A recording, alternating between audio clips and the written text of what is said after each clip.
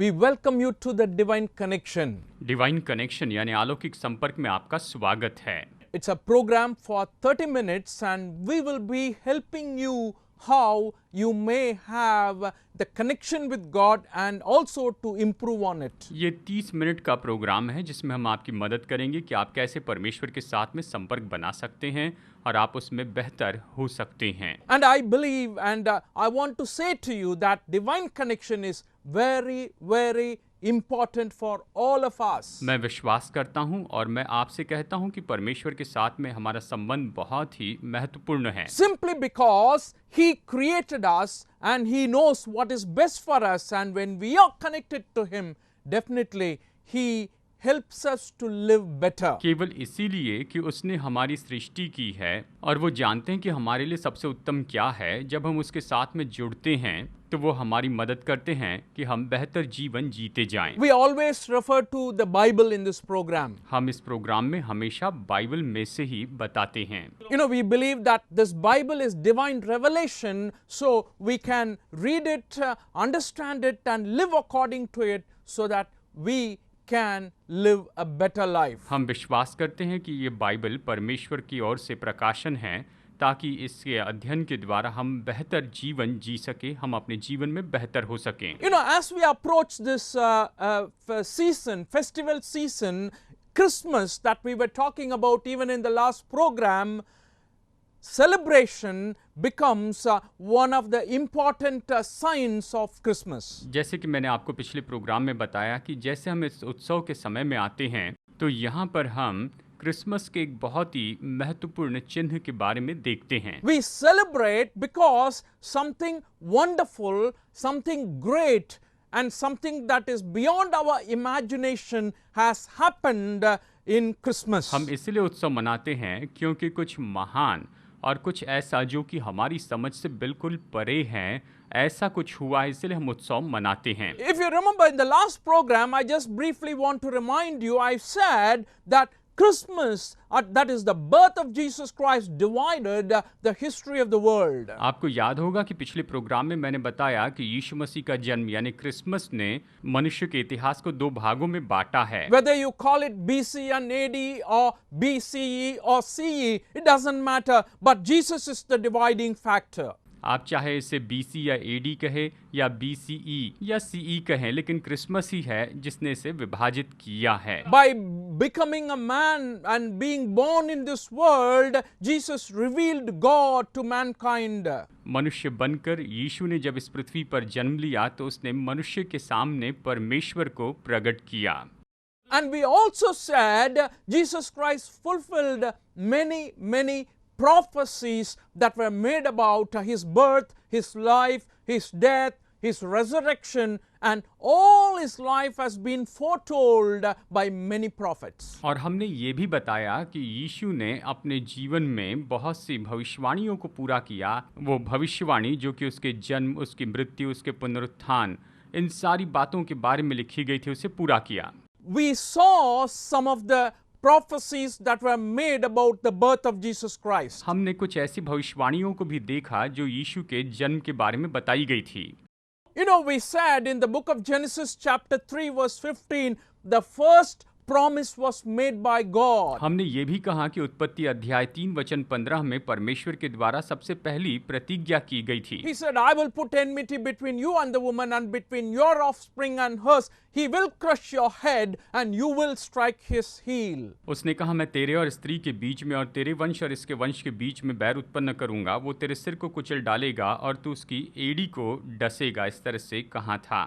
You know, that is the first evangelistic message God gave to mankind. ये सबसे पहला सुसमाचार का संदेश है जो परमेश्वर ने मनुष्य को दिया था। So, lot of prophecies, many prophecies. Today, I want to take one such verse from the Old Testament and connect it to our lives today. तो बहुत सी भविष्यवाणियां हैं। आज मैं पुराने नियम का एक वचन लेकर आज हमारे जीवन से इसे जोड़ना चाहता हूं। आज हमारे जीवन के बारे में इसे देखेंगे। In the book of Genesis chapter 22 verses 17 and 18. उत्पत्ति अध्याय 22 वचन 17 और 18 में आइए यहाँ पर हम देखते हैं।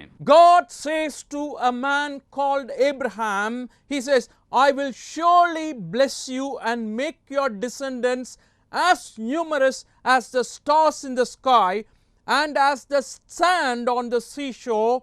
Your descendants will take possession of the cities of their enemies, and through your offspring all nations on earth will be blessed because you have obeyed me. परमेश्वर ने कहा, इस कारण मैं निश्चय तुझे आशीष दूंगा और निश्चय तेरे वंश को आकाश के तारांगण और समुद्र के तीर के बालू के किनकों के समान अगणित करूंगा, और तेरा वंश अपने शत्रुओं के नगरों का अधिकारी होगा, और पृथ्वी की सारी जातियां अपने को तेरे वंश के कारण धन्य मानेगी, क्योंकि तूने मेरी बात मानी है। इस तरह उत्पत्ति 22, 17 और 18 कहता है। God was talking to Abraham. परमेश्वर अब्राहम से बात कर रहे थे।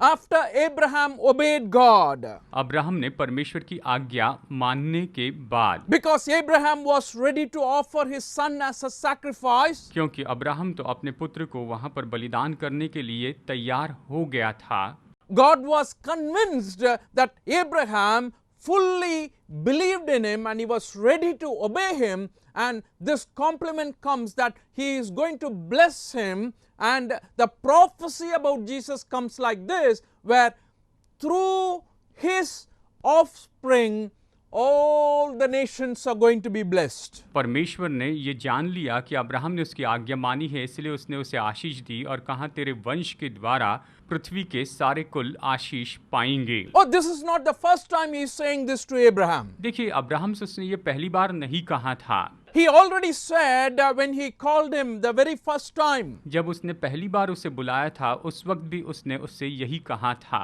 In the book of Genesis, the very first book in the Bible, 12th chapter, 3rd verse, we read like this: I will bless those who bless you, and whoever curses you, I will curse. And all the peoples on earth will be blessed through you. उत्पत्ति 12:3 में वो कहता है, जो तुझे आशीर्वाद दे उन्हें मैं आशीष दूंगा, जो तुझे कोसे उन्हें मैं श्राप दूंगा, और भूमंडल के सारे कुल तेरे द्वारा आशीष पाएंगे। And that is a point I want to emphasize with regard to Christmas. और क्रिसमस के संबंध में मैं इसी बात पर जोर देना चाहता हूँ। He is telling Abraham, all the descendants, all the people will be blessed through you, through your descendants. वो अब्राहम से ये कहते हैं कि तेरे द्वारा, तेरे वंश के द्वारा पृथ्वी के सारे कुल आशीष पाएंगे। In other words, the idea is this: Jesus is going to come as a descendant of Abraham. दूसरे शब्दों में विचार तो ये था कि यीशु अब्राहम के वंश के रूप में आएंगे, And through Jesus, all the people are going to get the blessing of salvation. और यीशु के द्वारा सभी मनुष्य उद्धार की आशीष प्राप्त करेंगे।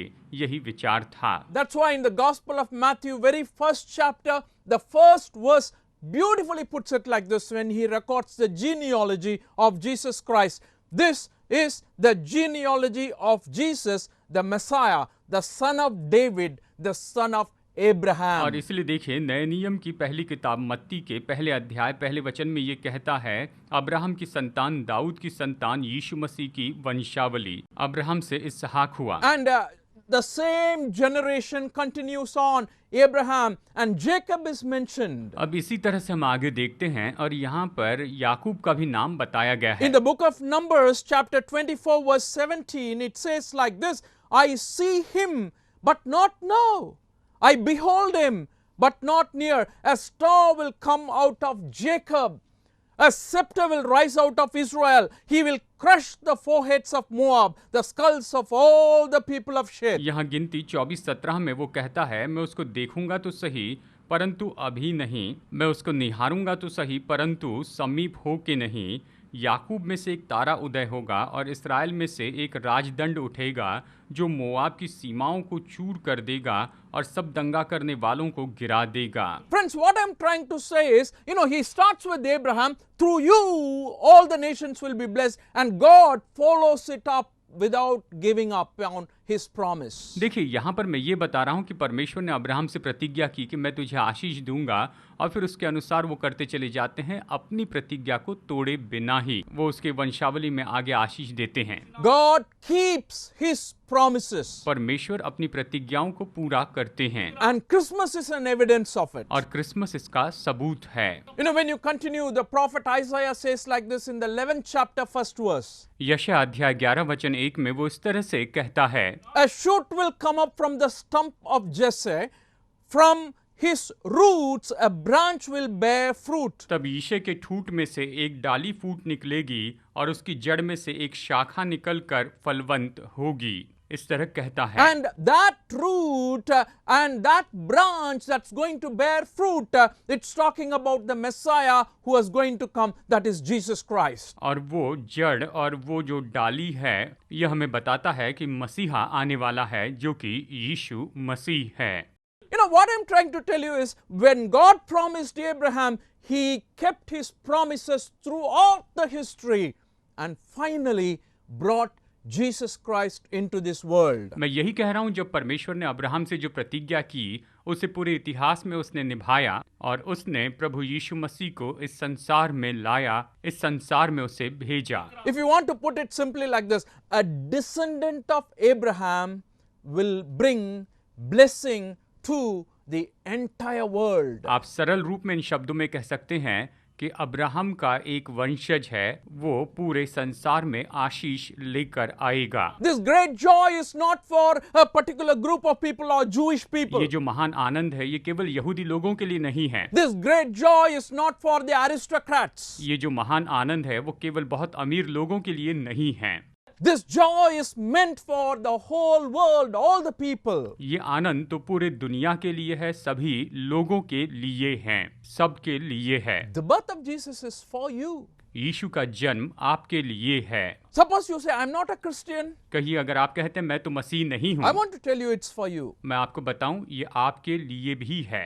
Suppose you say, I'm not a good man, so, Jesus can't do anything with me. शायद आप इस तरह से कहें कि मैं तो अच्छा मनुष्य नहीं हूँ, यीशु मसीह मेरे लिए कुछ भी नहीं कर सकते हैं। I want to tell you, this Jesus is for you. मैं आपको बताना चाहता हूँ, ये यीशु आपके लिए हैं, Because he can change whatever you are going through right now. आप अभी जिन बातों में से होकर जा रहे हैं, उसे वो बदल सकते हैं। His birth has happened so that it can give hope to you, hope to me, and hope for the entire world. उसका जन्म इसीलिए हुआ कि वो हमें आशा दे, आपको आशा दे, मुझे आशा दे, पूरी दुनिया को आशा दे। We're talking about a promise God gave to Abraham. हम चर्चा कर रहे थे कि परमेश्वर ने अब्राहम को प्रतिज्ञा दी थी, And that promise is not just for Abraham, that has connection to all mankind. और ये प्रतिज्ञा केवल अब्राहम के साथ ही नहीं, लेकिन इस प्रतिज्ञा का संबंध तो पूरी मानव जाति के साथ में है। That is, through one of his descendants, the whole world, whole earth is going to be blessed. और वो ये है कि उसके एक वंश के द्वारा पूरा संसार, पूरी पृथ्वी उसके द्वारा आशीष पाएगी। And I'm saying that one person is Christ, Jesus Christ. और मैं कह रहा हूँ कि वो एक व्यक्ति जो है, वो तो प्रभु यीशु मसीह हैं। Because Bible very clearly says in the book of Matthew 1:1, the record of the genealogy of Jesus Christ, the son of David, the son of Abraham. Bible मत्ती 1:1 में स्पष्ट कहती है कि अब्राहम की संतान, दाऊद की संतान, यीशु मसीह की वंशावली ये है। इस तरह से हमें स्पष्ट बताया। So, what do we understand from that? When the Christmas message is for all people, what do I learn about God? तो मैं इससे क्या समझता हूँ, जबकि क्रिसमस का संदेश सभी मनुष्य के लिए है, तो मैं परमेश्वर के बारे में क्या सीखता हूँ? First of all, I learned that God does not show favoritism.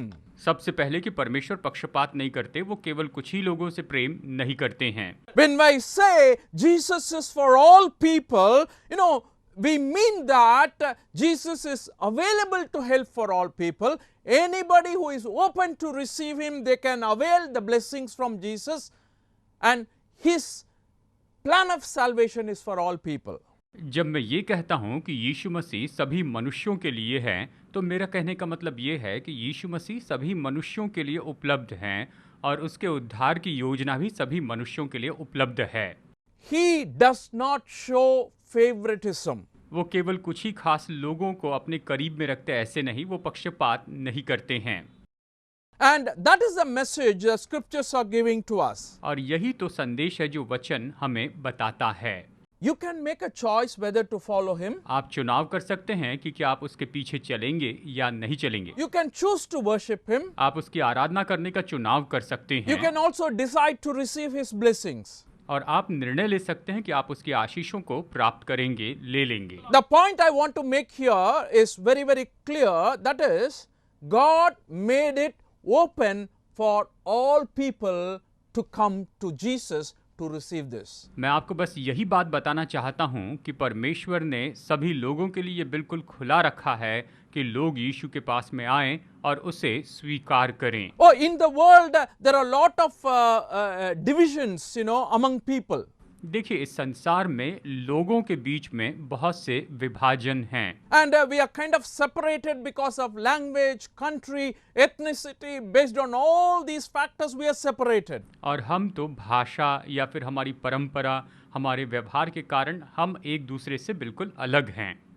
But when it comes to Jesus, when it comes to Christ and his blessings, there is no favoritism. It is meant for all people. It is available for all kinds of people. और जब मसीह यीशु की बात आती है तो वहाँ पर कोई पक्षपात नहीं है, उसकी सारी आशीषें सभी मनुष्यों के लिए उपलब्ध हैं। When Jesus was living in this world, the Jews hated the Samaritans. जब यीशु मसीह इस संसार में थे, उस समय यहूदी लोग सामरी लोगों से नफरत किया करते थे। The Samaritans are a mixed group of people who are born because of a mixing of the Jewish people and also the Gentile people. सामरी लोग तो ऐसे लोग थे जो कि यहूदी और दूसरी जाति के बीच में जब यहूदियों ने विवाह किया, उनके द्वारा वो जन्मे थे। Jews did not like them. और यहूदियों को वो लोग पसंद नहीं थे। But what do you see in the scripture? लेकिन आप वचनों में क्या देखते हैं? Jesus was here in this world. He was going and talking to the Samaritan woman. यीशु मसीह जब इस संसार में थे, तब यीशु मसीह ने सामरी स्त्री से बात की थी। And the faith was produced in the Samaritan woman. और उस सामरी स्त्री में विश्वास उत्पन्न हुआ। She believed in Jesus. उसने यीशु मसीह पर विश्वास किया। She went and told her villages that, oh, I saw a man who told everything about me. Come and see him.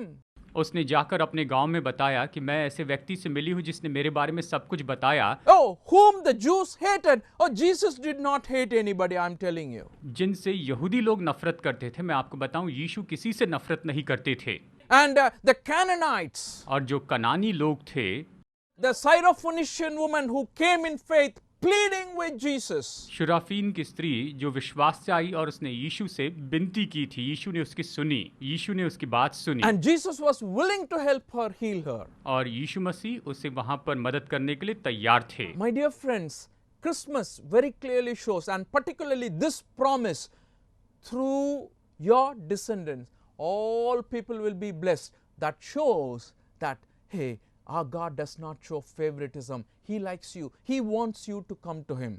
और क्रिसमस जो है, यहाँ पर ये प्रतिज्ञा बताता है कि हमारा परमेश्वर किसी से नफरत नहीं करता है, वो सभी से प्रेम करता है। यीशु सभी को आशीष देना चाहते हैं। Sometimes you may be worried about your lineage.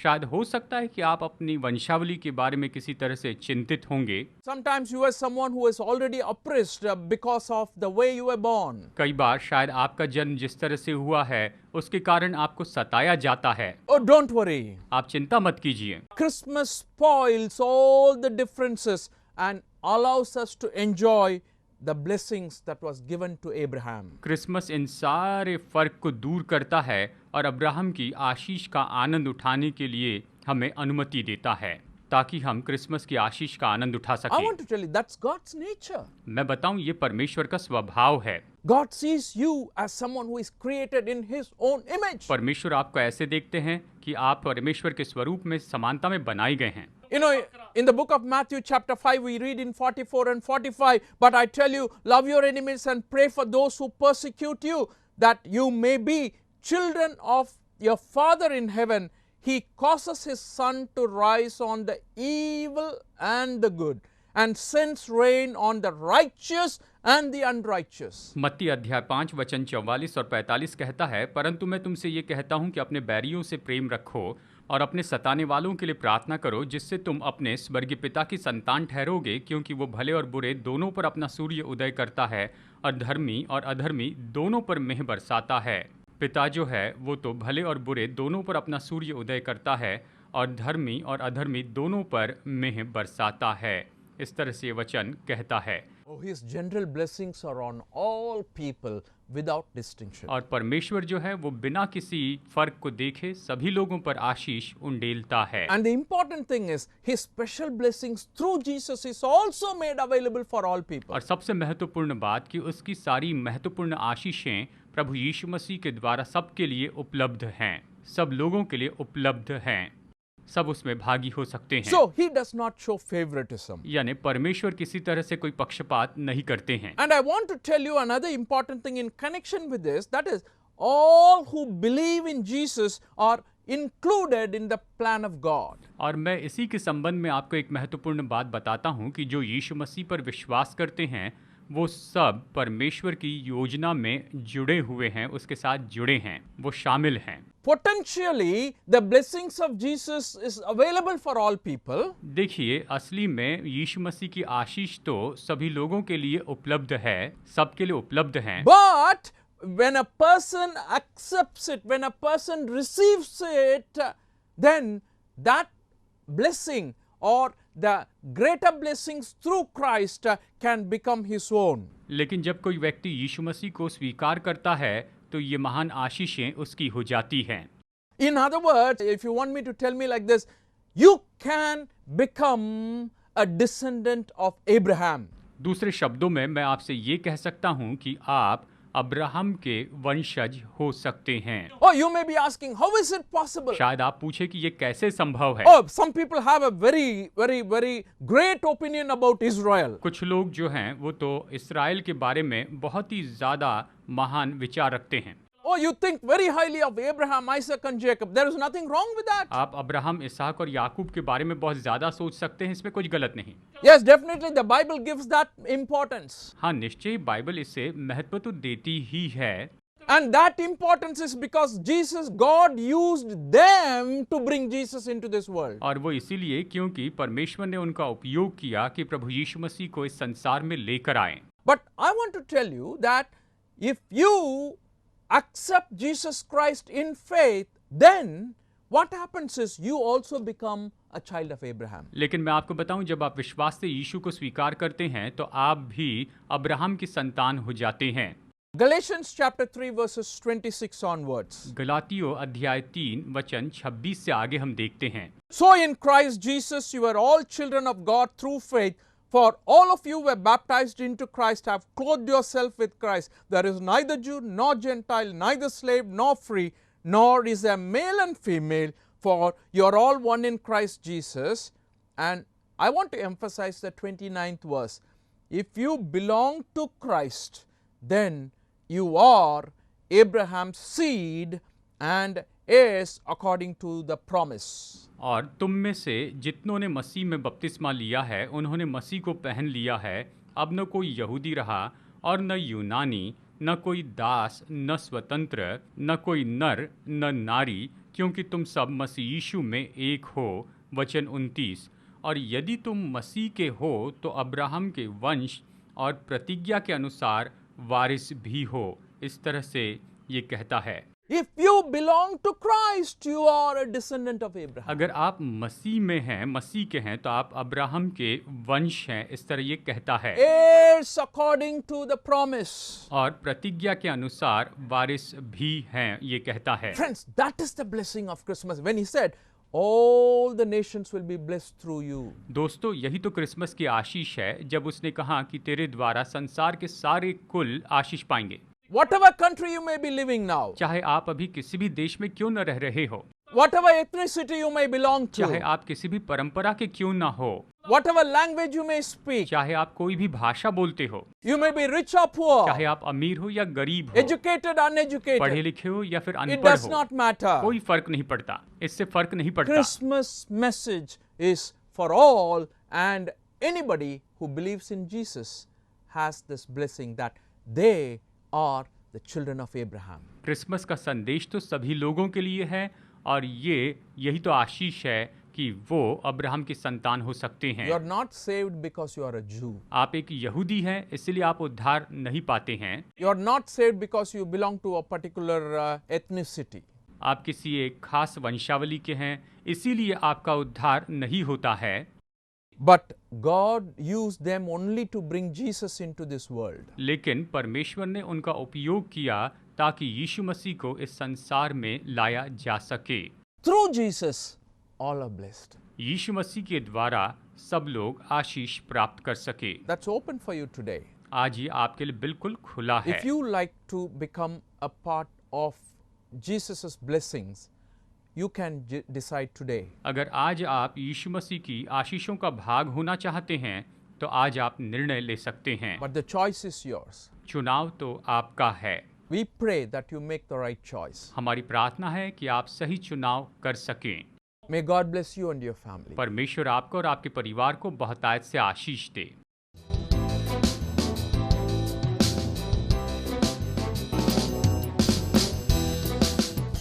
Study the Word of God in a private and personal way through our online study website. Contact number